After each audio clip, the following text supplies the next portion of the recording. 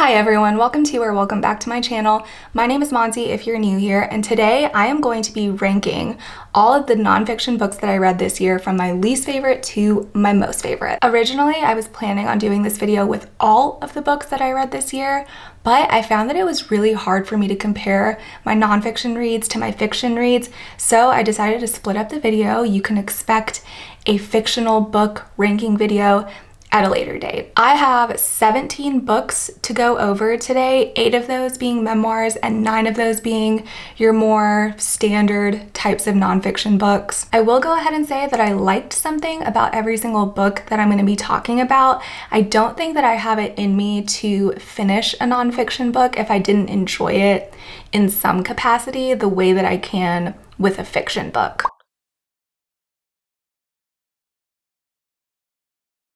So, without further ado, in my final spot, I have Outlive by Peter Attia. This is a health-centric book about longevity and how we can improve and maintain physical and cognitive function as we age. There were parts of this book that I really loved, there were parts of this book that I actively disliked, and there were parts of this book that I felt mediocre towards. If you want some of my more expanded thoughts, you can watch my nonfiction November reading vlog. I will link it down below. But I think that my biggest gripe with this book is that the author was very inconsistent with when he chose to use research to back up his claims and when he didn't. There was a lot of confirmation bias in this book, and he heavily relies on anecdotal evidence to make very broad global recommendations to the public, which does not sit right with me. He also highly encourages people to seek out intensive preventative testing to catch disease in its early stages, and I felt like that part of the book was really out of touch advice for people who simply cannot afford testing that isn't covered by health insurance. And like maybe he was pushing his own agenda a little bit because Peter Attia does own a couple of medical practices that offer these types of tests. That being said, I did largely agree with the central thesis of this book in prioritizing upstream solutions in healthcare to help people live better for longer. There were 5 out of 5 sections for me in this book.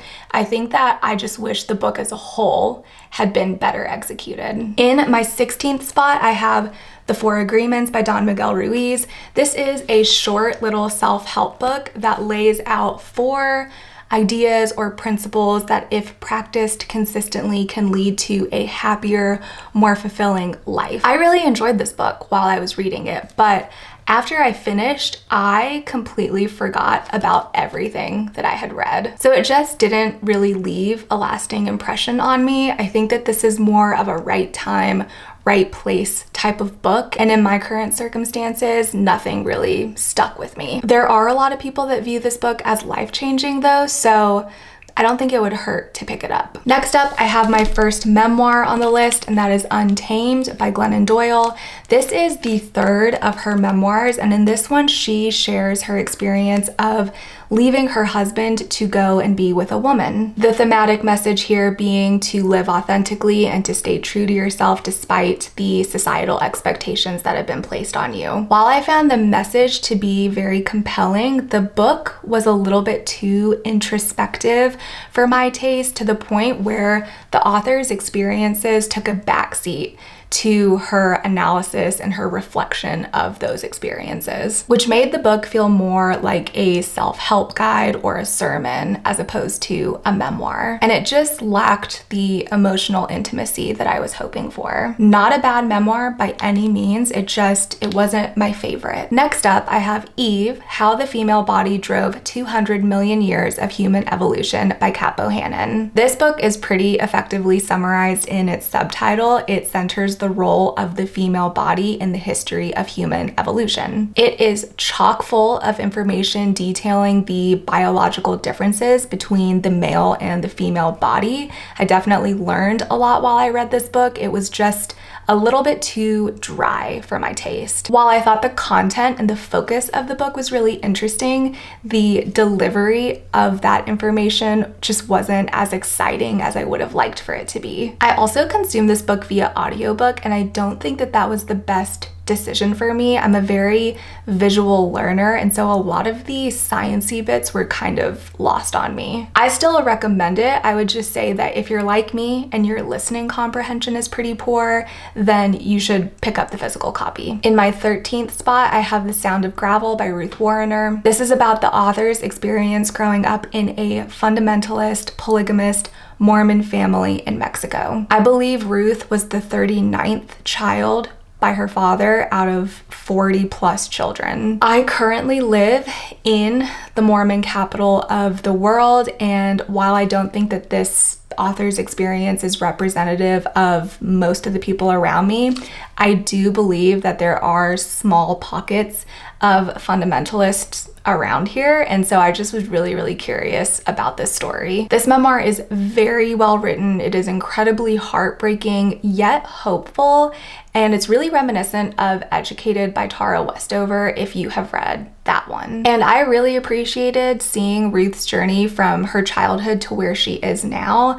I think that this is a severely underrated memoir, and I highly recommend it. Next, I have another memoir. I have Somebody's Daughter by Ashley Ford. This is a coming of age story that delves deeply into the complexities of familial relationships. This was arguably the most beautifully written memoir that I read in 2024. I consumed this via audiobook, and it was easily my favorite listening experience of the year. I found Ashley Ford's voice to be so calming yet rich with emotion. It was just spectacular. That being said, I went into the book hoping to learn more about Ashley's complicated relationship with her incarcerated father. And while it was definitely touched on, it wasn't as deeply as explored as I was hoping for, given what was written on the back of the book. But overall, this was an engaging and moving read, and I would recommend it to anyone who really enjoys reading memoirs. Just make sure to check for trigger warnings before you read this one. In my 11th spot, I have Chip War by Chris Miller. This book wins the award for teaching me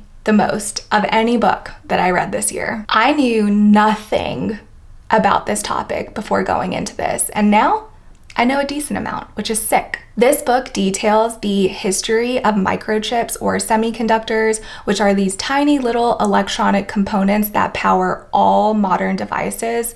Think smartphones, laptops, cars, and most appliances. We are all heavily reliant on microchip technology in our day-to-day. So this book covers the initial stages of development of the microchip in the 1940s, all the way to present day and where the industry currently stands, and the current competition between the US and China for control over microchip technology. I really enjoyed the educational experience of reading this book, but it did get pretty dense at times. I felt like it could have benefited from some editing. I would not consider this book to be a beginner-friendly nonfiction book. I have some more of those to talk about later in this video. But if you are particularly interested in this topic, here's your recommendation. Moving on now to my top 10, I have Tell Me Everything by Minka Kelly. Another memoir that I listened to via audiobook. If you don't know who Minka Kelly is, she is best known for her role on the TV show Friday Night Lights. This is a very intimate account of her tumultuous upbringing. Unlike a lot of celebrities, Minka Kelly had a very unstable home life and had to work really hard to get to where she is now. In this one, we learn about her fraught relationship with her parents, what it's like to be a woman in the entertainment industry, and her own personal struggles with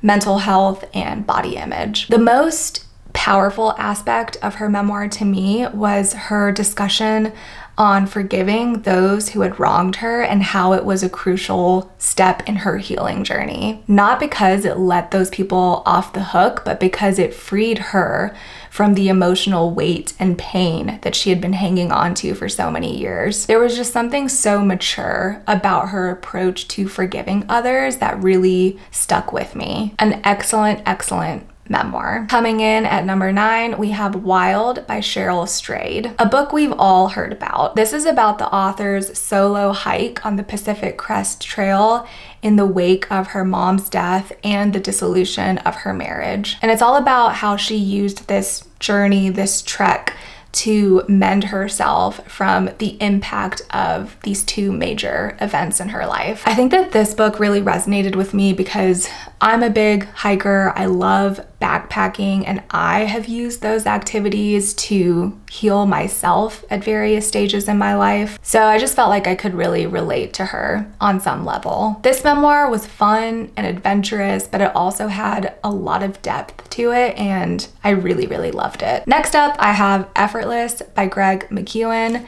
This is probably my biggest surprise of the year. I picked it up on a whim and I ended up really, really enjoying it. This book counters the idea that we have to struggle and overexert ourselves in order to be successful. It is a guide on how to do the exact opposite of that, how to achieve more by doing less, how to live effortlessly and therefore more enjoyably. This is a super quick, easy read, extremely digestible. And my favorite part about it is that there are so many practical tips that you can immediately implement into your life and see the results of. He also has outlines of everything he proposes at the end of each major section that you can go back and refer to when you get done reading it. I thought it was great. Definitely a really good option for a beginner-friendly nonfiction book if that's what you're looking for. Next up, we have Paris, the Memoir, another book that really caught me off guard. This is a powerful expose on the troubled teen industry, something that I had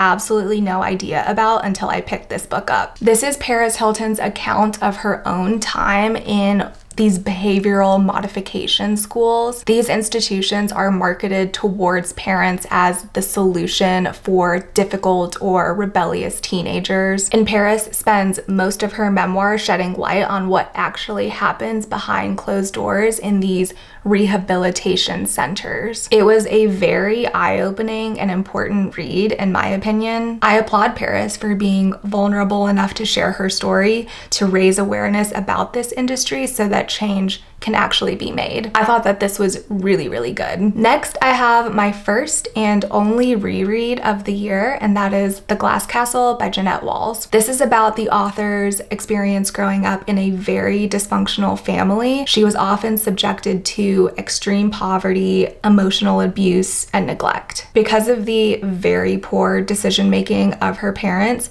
Jeanette and her siblings were often left without very basic needs like food and shelter. Her parents were absolutely infuriating to read about. At its core, this book is about survival and resiliency through the toughest of situations. Another book that bears a strong resemblance to Educated by Tara Westover. If you liked that one, then I can almost guarantee that you will like The Glass Castle. I don't think that I loved this book as much as I did when I read it for the first time as a teenager, but it still really hit, and it's this high up on the list for a reason. And now we have made it to my top 5 nonfiction reads of the year. All of these books received a 5-star rating or more from me. At number 5, we have Crying in H Mart by Michelle Zauner. This is the book that got me the closest to crying all year long. This story touched me deeply. It focuses on the grief that Michelle experiences after losing her mother to cancer. There are a lot of food descriptions in this book, as that was a major point of connection between Michelle and her mother. Michelle is half white and half Korean, and throughout this book she is recreating traditional Korean recipes to feel closer to her mother and to process her grief. She also uses cooking as a way to reclaim the Korean parts of her identity that she had neglected as a teenager to assimilate into her white community. This book is fantastic. It is my favorite memoir that I read this year. It cuts deep, but it is well worth the read. In my 4th spot, I have Biased by Jennifer Eberhardt. This is an excellent option for a nonfiction newbie. It is so accessible. This book focuses on unconscious racial bias. The author is a social psychologist and an expert on the topic, which is very evident throughout. She creates a perfect blend of personal stories along with research to back the main takeaway of those anecdotes. I loved her explanation of implicit bias in that it is a deeply ingrained part of the human experience and that we need to recognize it and be aware of it in order to effectively combat it. I was hooked by this book, which I feel like is such a feat for a nonfiction. I really couldn't get enough. I think that this is a must read for everyone. And it's also super floppy and probably my favorite book that I have to hold. In third place, we have The Body by Bill Bryson. Bill Bryson is one of my favorite authors of all time, and I feel like I can say this confidently even though I've only read 2 books by him. The first one that I read, A Short History of Nearly Everything, that one changed my life and changed the trajectory of my life, and this one too had a deeply profound impact on me. He takes these vast, complex topics like the universe and the body, and he breaks down the subject matter in such an approachable, humorous, curious, funny, and witty way. After reading this book, you walk away realizing how miraculous and bizarre the human body is. You can't help but have a renewed appreciation for the vessel that carries you through life. This book leaves you feeling so in awe of your body. If you come across this, I implore you to just read the first 5 pages and you'll know exactly what I'm talking about. And I'm sure that you will want more. I love this book, and it's another really, really great beginner-friendly read. Runner up for my favorite nonfiction book of the year is Ejaculate Responsibly, A New Way to Think About Abortion by Gabrielle Blair. I read this book back in May, and I truly have not stopped thinking about it since I read it. I loved it so much that after I read it on my Kindle through the library, I went and bought a physical copy. I think that this is one of 2 new books that I've purchased all year long. It was such a timely read this year given the election season, and it will continue to be beyond 2024. The author outlines 28 distinct arguments for why men should be held more accountable in preventing unwanted pregnancies. She talks about the dangers of birth control, the physical, emotional, and financial consequences of pregnancy that women have to bear, the contraceptive options that are available for men, and so much more in this tiny little book. This was the easiest and quickest read out of every single book that I read this year, and I got it for free through the library, so you have literally no excuse not to go pick this up. It is such an important and culturally relevant book, and it is one that I will return to for years to come. And we have made it to my #1 nonfiction book of the year. If you watched my nonfiction November reading vlog, then you're gonna know what this is.